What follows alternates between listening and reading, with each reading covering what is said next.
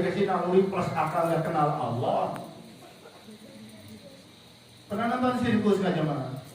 Sirkus, tahu sirkus? Tahu. Sirkus kan permainan luar biasa, atraktif, melibatkan binatang-binatang buas, bener kan? Ada gajah. Kenapa coba? Kenapa coba? Karena dia kenal pawangnya tuh Tuhan bagi dia.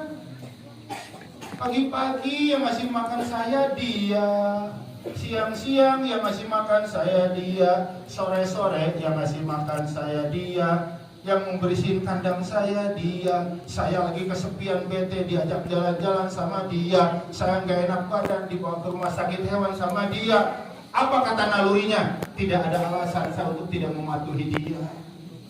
Makanya gajah badan segede gitunya, kata instruksinya, duduk, berdiri deh. Kenapa? Dia Tuhan saya yang nyuruh. Ya, harimau suruh sapa, suruh jungkir. Kenapa? Tuhan saya dia. Maha baik, ukuran baik yang paling mudah dicerna oleh Allah itu pemberian. Yang ngasih makan, yang memberi makan saya dia, siang dia, sore dia. Makanya siapapun, suku, agama, etnis apapun, manusia terdorong ingin berbakti kepada bapak ibunya. Kenapa? Karena nggak ada manusia paling baik di muka bumi sebaik bapak sama ibuku. Benar nggak? Sok jawab anak-anak. Manusia paling baik kepada kalian siapa? Bapak lah, ibu saya kerja tiap hari buat nyekolahin aku, buat ngesanterin aku, yang ngandung aku, yang ngelahirin sampai setengah mati, aku, yang nyusuin aku. Makanya banyak laki-laki sebaya dengan bapak saya nggak bisa berbakti kepada dia seperti saya berbakti kepada bapak saya. Banyak perempuan seumur dengan ibu saya nggak bisa berbakti kepada dia seperti saya berbakti kepada ibu saya. Kenapa? Mereka nggak kasih apa-apa sama saya. Kenapa murid ingin berbakti sama guru? Gila, tiap hari dikasih ilmu. Nalurinya ingin berbakti. Kenapa pegawai ingin berbuat baik di kantornya? Tiap bulan dikasih gaji. Allah masih hidup sama kita. Lontong enak nggak lontong? Tadi pagi sarapan lontong apa tuh Pak Haji? Masa Allah, lontong beletong ya? Masa Allah, makan lontong 20.000 ya enak.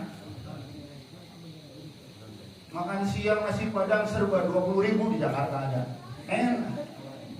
Orang lain bisa beli mobil baru, saya mobil bekas seneng. Orang lain beli rumah miliaran, rumah saya ratusan juta seneng. Orang beli baju mahal, saya beli baju yang murah seneng. Yang membuat makanan enak, lezat, dunia menyenangkan, membanggakan itu karena kita hidup. Benar apa enggak? Gak pernah nanya yang ngasih hidup saya siapa? Yang ngasih hidup kita siapa? Ketemu sekarang nyungsep aja nih Allah. Ibu mau nggak selesai pengajian dikasih uang tunai hadiah 1 miliar, mau nggak? Mau lah. Bapak mau? Adik-adik mau? Mau pasti. Tapi setelah uang 1 miliar di tangan semuanya langsung disuntik mati. Atau ditembak mati, mau enggak? Katanya mau tadi. Katanya mau tadi. Kenapa sekarang jadi nggak mau? Buat apa tas 1 miliar saya mati? Kan nggak bisa dinikmatin. Masa Allah, ketika mati yang nggak bisa dinikmati lagi buat 1 miliar, seluruh kenikmatan dunia pun sirna.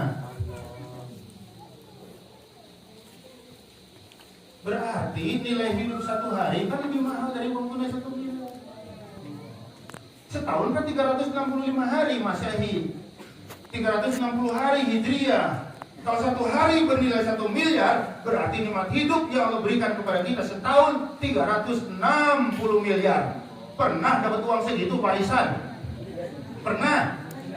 Setahun 360 miliar. Kalau hari ini umur saya 50-60 tahun, berapa tuh? 27 tahun. Setahun 360 miliar. Udah berapa tuh? Hitung. Gak bakal bisa komputernya. Sehari lebih besar dari uang tunai 1 miliar. Berarti 360 hari ya 360 miliar. Umur kita 50 tahun. Berapa? Yang ngasih siapa tuh? Kalau tuh kayak begini ngaji tuh nggak berat. Ibadah tuh nggak berat. Ya, kita berbakti pada orang tua tuh seneng. Karena tahu kebaikannya. Masa saya lebih bingung umroh, Ustaz, melihat saya ada seorang emak tua, saya melihat kakinya tersingkap tuh udah kecil kakinya. Pakistan. Digendong sama laki-laki, ternyata dia anak. Digendong di sini, apa namanya tuh? Ibunya digendong sini, kakinya dipegangin. Saya langsung ambil kursi roda ngebantuin. Saya nyoba pakai bahasa Arab, kali aja orang Pakistan juga bisa. Ya kan? Biar Anda nggak keberatan nih kursi roda. Nggak mau dia. Apa kata dia? Saya umroh 7 keliling, amang gendongnya belum tentu lunas bakti saya untuk bawa ibu saya. Tawak gendong emaknya di sini, saking gendong emaknya di sini, orang yang gendong tok saya berat. Tapi dia nggak merasa terbebani, kenapa? Tahu banget kebaikan orang tuanya. Bener kan? Bener kan? Kalau santri disuruh sama kiai, murid disuruh sama guru, langsung deh. Kenapa? Iyalah, guruku baik banget. Ngajar. Mana ada kiai yang dikasih gaji? Oh, cari kiai yang dikasih gaji. Nah, ada. Tapi nggak tahu lah kiai mah dari mana, ada aja baik, Ustaz. Ada kalian. Orang yang berjuang di tangan Allah itu sama dengan kita ngerjain proyeknya Allah. Masa kita yang kerja yang ngeluarin biaya? Allah lah yang akan menanggung biaya kita. Gitu. Dakwah Islam itu proyeknya Allah. Saya punya proyek. Bapak yang dapat tender, yang ngeluarin duit, Bapak atau saya? Saya lah. Bapak kerja yang baik aja. Saya bayar. Berdakwah juga begitu. Dakwah aja. Lillahi ta'ala. Allah akan mencukupi, entah dari mana jalannya. Yakin aja. Jelas teman. Jadi saya sampai, kenapa saya kasih kursi roda, tak ambilin sama saya, nggak mau.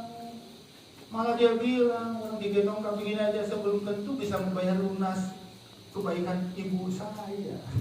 Ya Allah. Benar kan? Jadi kalau kita kenal, maka berbakti itu nggak akan terbebani.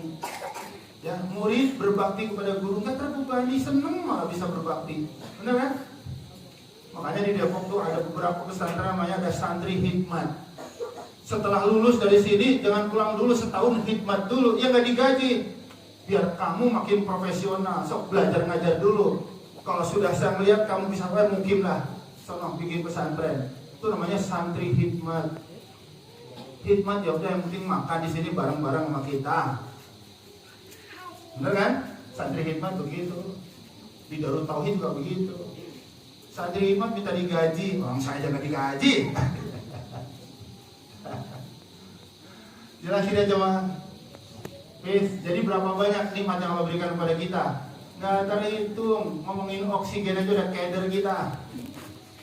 Ya, jadi oksigen kalau dipasangin, tarik, nggak akan ada yang mampu manusia sekaya apapun. Ya, harus minimal kita tiap bulan punya uang, punya gaji 6 miliar buat bayar oksigen doang. Jelasin aja mah. Abi ayyi ala'i rabbikuma tukadziban. Masya Allah, makan siang tadi, Masya Allah, tak akan terlupakan pagi. Masya Allah, ingat terus sampai sekarang makan siang. Ya, salah satu menunya ikan laut itu. Saya pernah 13 binaan murid di pengajian. Santri saya sedikit, Ustaz. 13 ada 5 grup. Ada yang 10, ada yang 7, ada yang 13, ada yang 18. Ya halakoh kayak gitu. Sekali waktu kita nyobain dulu sahur di Muara Angke. Jauh amat. Sekalian lihat pelelangan ikan. Jakarta Utara tuh, naik kereta, turun di kota, naik angkot 16 Muara Angke. Ya, akhirnya setelah diskusi semuanya sepakat. Ya saya kalau kayak gini, kalau ikut semua ikut ya. Ikut.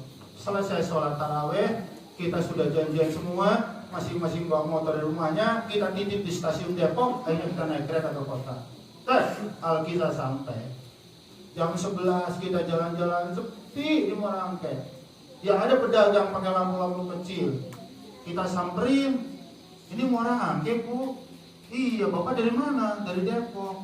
Mau pada ngapain, Pak? Kita pengen tahu pelelangan ikan. Wah, itu mantap jelang subuh, Pak. Terlanjur ada di situ. Akhirnya kita ber-13 orang sepakat mabit lah, nginep di situ. Jalan-jalan tuh di pantai. Ya, apa namanya? Ya, masih ada tuh kerang-kerang kayak gitu mah ada. Akhirnya pas sahur, mulai tuh nelayan satu persatu mendarat. Tempat pelelangannya begitu besar. Ya, nggak lama lagi muncul lagi mendarat. Nggak lagi muncul lagi kayak pesawat turun tuh, turun lagi. Ya Allah, nggak tahu berapa ton itu. Nggak tahu berapa ton.